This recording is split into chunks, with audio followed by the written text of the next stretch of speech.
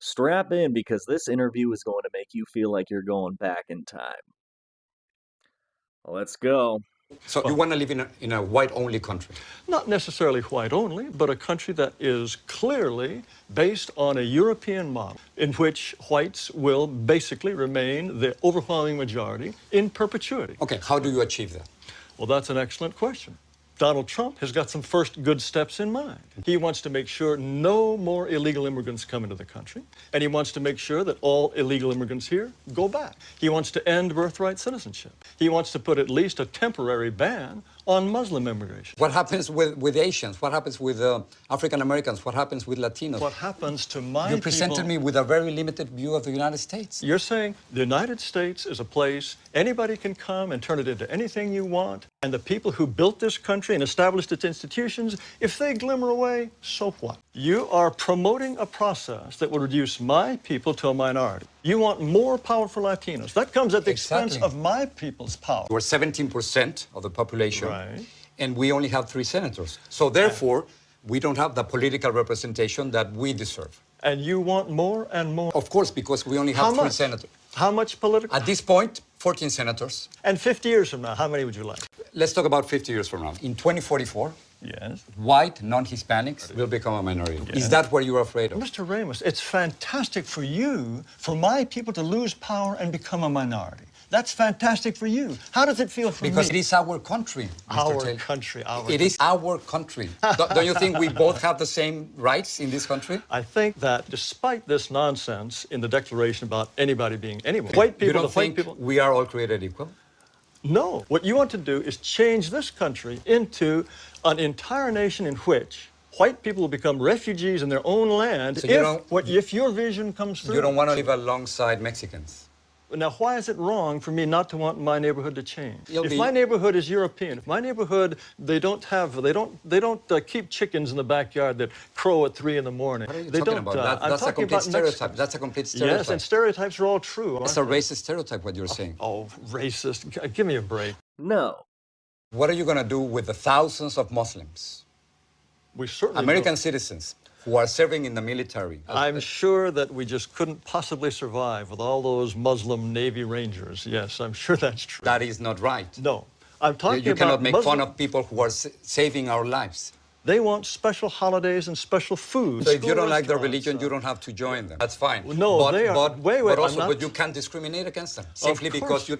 Of course, anyone should have the right to discriminate against anyone he wishes. And the point is... But not by the law, Mr. Taylor. You can't do that. I think the law is absolutely incorrect. Do you feel that whites are superior, are more intelligent than blacks? I think, on average, whites are more intelligent than blacks, and North Asians are more intelligent than whites. How can you say that? How can you think otherwise? Mr. Taylor, Why what vigilance would you have to think that a pygmy is, on average, is just as intelligent as a Dane? Why would you think that? It's completely consistent with the assumption that black Africans are less intelligent on average than Asians or Caucasians. That's absurd. That's repugnant and absurd. Why would you even entertain the possibility that on average a pygmy is as intelligent as a Japanese? The comparison that you are trying to make, it is simply impossible because of historical circumstances, because economic conditions, because of the movement. We have to be willing to say to all those who are non-European, we wish you well, but this territory is for us. And sorry, we have the right to be us, and only we can be us. Our tribal ape instincts still continue to have an influence on how we exist in society when it comes to our skin color and what happens to be between our legs. But that's not what makes us us. What makes each person themselves is what makes them themselves. Kind of reductive, right? It's the things that we enjoy doing. It's the things that interest us. It's the knowledge that we have. It's what we can bring to society that is not our amount of melanin or what's underneath our clothing. This regressive mindset is destroying people. It's not allowing them to experience life to its fullest, and it's keeping them hating one another for things that cannot be changed about themselves. So This is one of those instances where I'm going to be intolerant. I am intolerant to intolerance. And I hope y'all are too. It is for sure unfortunate that we have to give such people platforms to come and spew these racist or discriminatory comments about people, and they don't have to take accountability for it, especially as a white person. Because tell me why this man is talking about how black people are literally dumb and docile. Like, we don't have any sense, it's them that are on top of the chain, the Asians and then African people. Like, yeah, these black people don't have any sense that they can never be better than us. And then you look into their countries of the West and you see that it's our ancestors, the African black people, that literally built their freaking Western countries, because they took our people as slaves. Guys, you get what I mean? So when I listen to this kind of people, it's like you want to hit someone. You literally want to pass through the phone and just hit someone and put some sense into their head. A white person saying, oh, there's too much immigrants in, the Western countries. They should go back to their countries. We don't want them to be here. Like, they should go back. But yet again, you're the same people in your governments that go and destabilize these other countries. Like, you guys want to be, instability and, grow economically and have this peace, and expect the people that you invade to stay in their countries and not come to look for opportunities in your countries. Like, does that even make sense? Do these people look into these things and be like, oh, wait a minute, actually, we are the ones that are causing these things to happen? Because why would a white person be scared to be a minority to the groups of people they've been wanting to literally erase? Because, for a century or for centuries of time, African people have been like invaded like crazy from all parts of the world, from every other race. Like, we are the ones that have been on the receiving end of being attacked, but we never lose, our population. Actually, if you look into it, Africa is going to have like the biggest number of, people or population in the world. So it really makes sense, seeing this man scared of being a minority, because they've always tried to wipe out like black people for a very, very long time, but it's not happening. And karma is a B word. It's literally happening to them soon, so they are freaking out. And yeah, they have to say these things to kind of like put us down and make us lose our self-esteem or feel like we are not worth anything.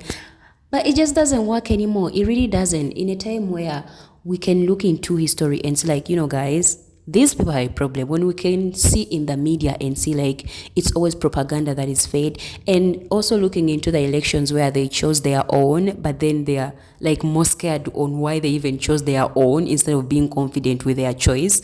Like, it's what is funny. And of course he's saying all these things because he knows their own is now in power. They have like majority of the power, whatever. So he thinks things are going to go in their way, which I don't think so, because in the world that we live in today, it's not really the case. Like, people are not going to let things slide, and I feel like the older generation of white people are the worst kind of beings, because they have this mentality that they are superior and smarter and better. Just like when I look into the African, older generation, where they feel like they are very, very inferior to white people, and it's just not okay. Like, okay, we are trying to break those generational curses or generation traumas, but hey, these older white people are a problem to the world. And every minute that goes and like we have like new at least generations of people, it's like at least better, because the young generation of white people are trying to like look into their history and actually like understand that they are the ones that caused havoc in humanity, and are trying to be very cautious, or being very, very cautious to whatever they say, whatever they do. And at least that is something that I'm saying.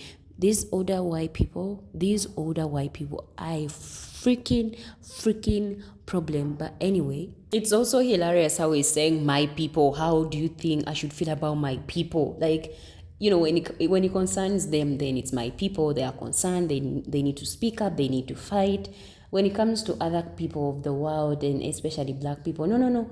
Those ones don't have sense. Those ones don't matter. Those ones, they can wait. No reparations, no nothing. They don't deserve anything. Let me talk about my people and how we are going to be minorities. Like, This man saying all these things, I think it's out of fear. It's out of fear. It's not even because they feel like they are powerful, but because they are losing their empire, as they could call it. I don't know if I should even call it an empire. Like, I mean, colonization is not something to be proud of, right? I mean, guys, everything has a beginning and an end. So if the empire, colonial rule, or, you know, these powerful nations of the West are losing their agent, their power, it's none of our business, and they can't do anything about it, because the world is changing, you know. The world is changing. People are no longer afraid of the West. And this issue of immigration that they are so scared of, oh, you guys are going to come and take over our country. You guys have made my country a place where you can just come and do whatever you want.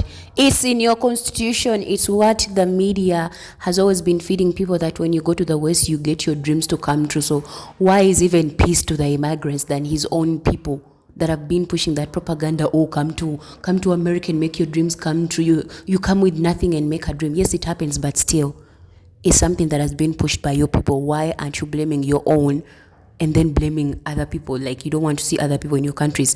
Tell your freaking government to stop invading these other countries, and people will stay in their countries. Like, it's just that simple.